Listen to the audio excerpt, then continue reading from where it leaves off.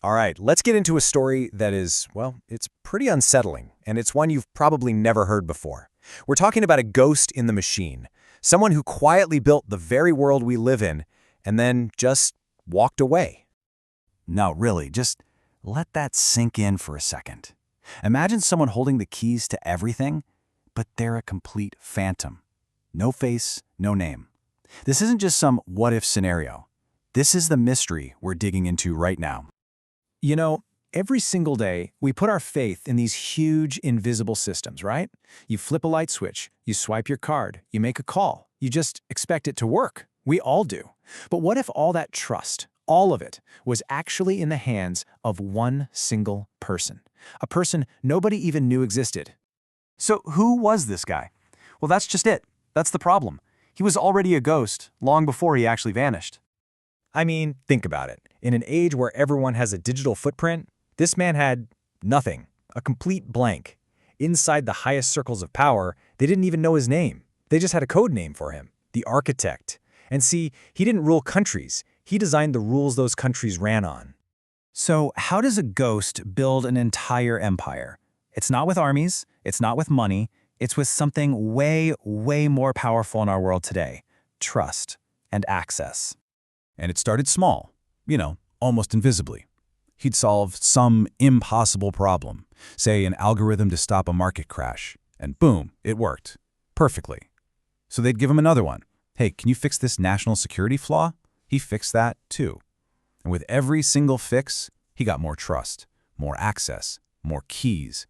Until one day, without anyone even really noticing it happen, he held them all.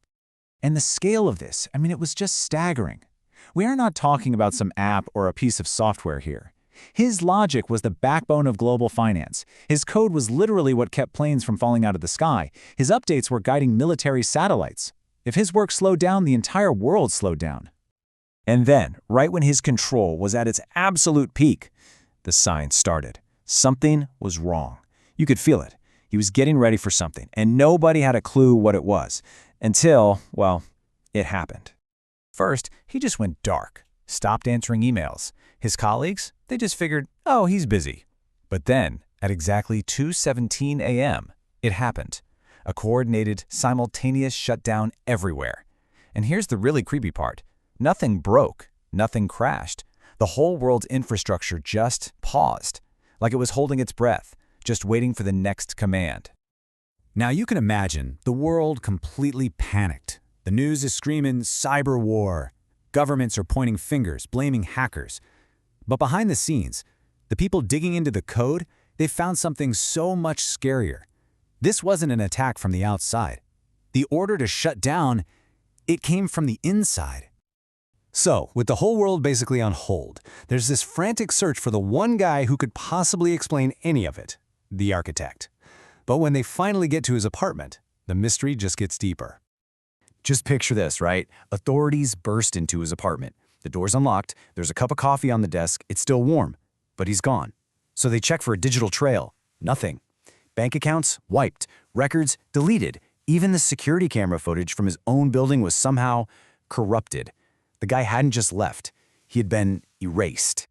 He left absolutely no trace of himself, except for one thing, one single deliberate clue, a breadcrumb, buried so deep only the best of the best would ever find it.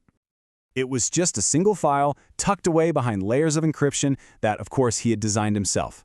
The file was named final_protocol. Now, they were expecting to find code, right? A kill switch, a list of demands, something.